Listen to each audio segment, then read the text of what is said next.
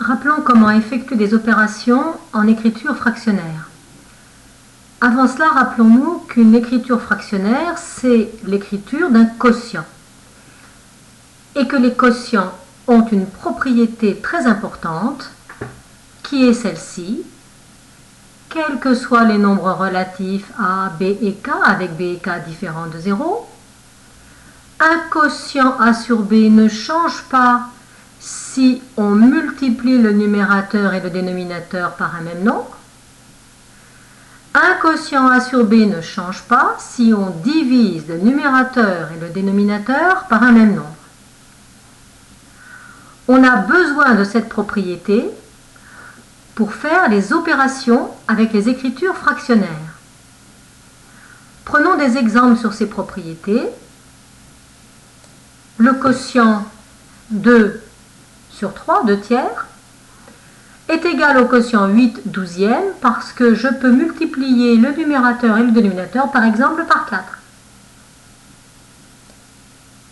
Deuxième exemple, le quotient 25 quarantièmes, je peux diviser le numérateur et le dénominateur par 5.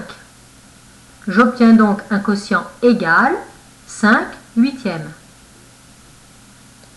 Dernier cas, avec des nombres négatifs, moins 14 et moins 35 peuvent se décomposer en moins 7 fois 2, moins 7 fois 5.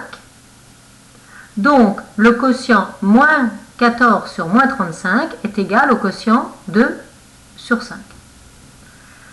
Dans les deux derniers cas, on dit que l'on a simplifié l'écriture fractionnaire. Le premier cas, on en a besoin pour faire certaines opérations. Passons maintenant aux opérations. D'abord, l'addition et la soustraction.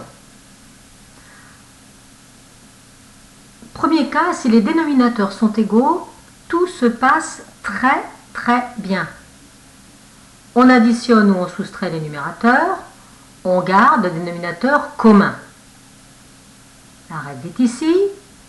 Exemple, 4 septièmes plus moins 2 septièmes.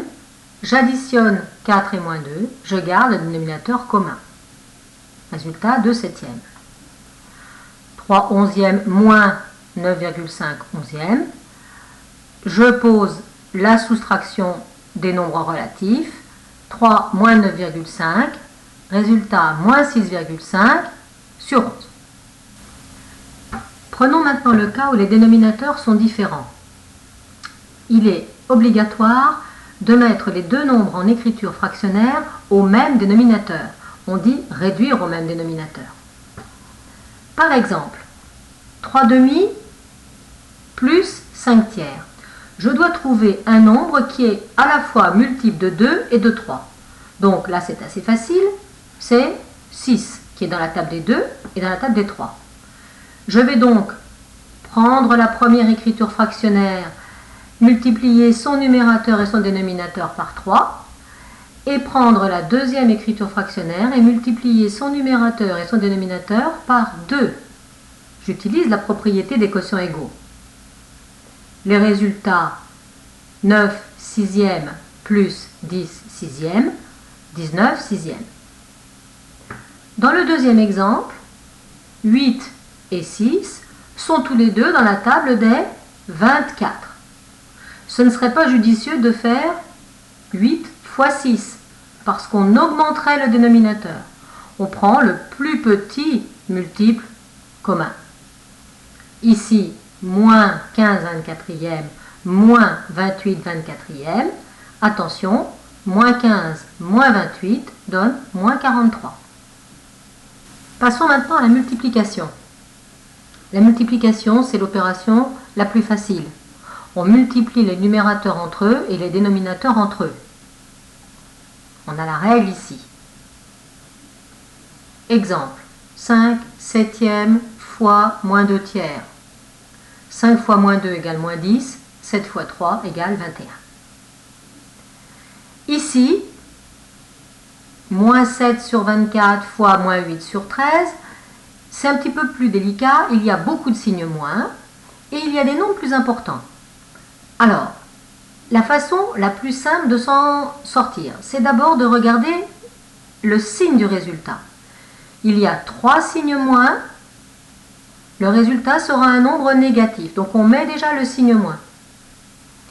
Ensuite, on écrit le calcul, on pourrait effectuer les multiplications, mais le mieux c'est de simplifier. 24, c'est 3 fois 8.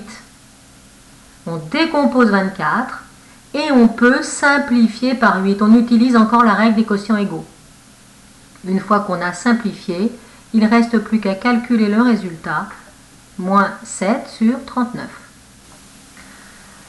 Avant de regarder la division, il faut expliquer la notion d'inverse. Deux nombres sont inverses lorsque leur produit est égal à 1. Donc, par exemple, 2 et 0,5 sont inverses parce que 2 fois 0,5 égale 1. L'inverse d'un nombre A, c'est 1 sur A, que l'on note aussi A exposant moins 1. Donc, par exemple, 3 exposant moins 1 égale 1 tiers. 6 septièmes exposant moins 1 égale 7 sixièmes. L'inverse de 6 septièmes est 7 sixièmes. Moins 8 sur 13 exposant moins 1 égale 13 sur moins 8. Le moins peut être mis au milieu, donc moins 13 huitièmes. L'inverse d'une fraction ou d'une écriture fractionnaire A sur B est l'écriture fractionnaire B sur A. Vous remarquerez que un nombre et son inverse ont le même signe. Quand on veut diviser maintenant, la règle est très simple. Diviser par un nombre relatif non nul, c'est multiplier par son inverse. Donc une division se ramène à une multiplication. La règle est ici, la propriété est ici. Donc si je veux diviser un nombre A par B, je peux l'écrire A divisé par B ou A sur B, c'est multiplier par l'inverse de B, c'est-à-dire 1 sur B. Si j'ai une écriture fractionnaire A sur B et que je veux la diviser par une écriture fractionnaire C sur D, je remplace la division par une multiplication et je remplace C sur D par son inverse, D sur C. Attention ici, n'ayez pas peur. Cette écriture est exactement la même que la précédente. A sur B divisé par C sur D égale A sur B fois D sur C. Donc par exemple, si je veux diviser moins 9 par 8, je multiplie moins 9 par l'inverse de 8, c'est-à-dire 1 huitième, donc moins 9 huitièmes. Si je veux diviser 3 quarts par 5 septièmes, je conserve 3 quarts, je remplace la division par une multiplication et je remplace 5 septièmes par son inverse, 7 cinquièmes. Donc, résultat, 21 vingtièmes. L'écriture moins 5 tiers sur 4 septièmes, on a vu que c'était la même chose que l'écriture avec le petit symbole divisé. Donc, je conserve moins 5 tiers, je multiplie par l'inverse de 4 septièmes, c'est-à-dire 7 quarts. Résultat, moins 35 douzièmes. Maintenant, si je veux diviser une écriture fractionnaire par un nombre décimal, pas de problème.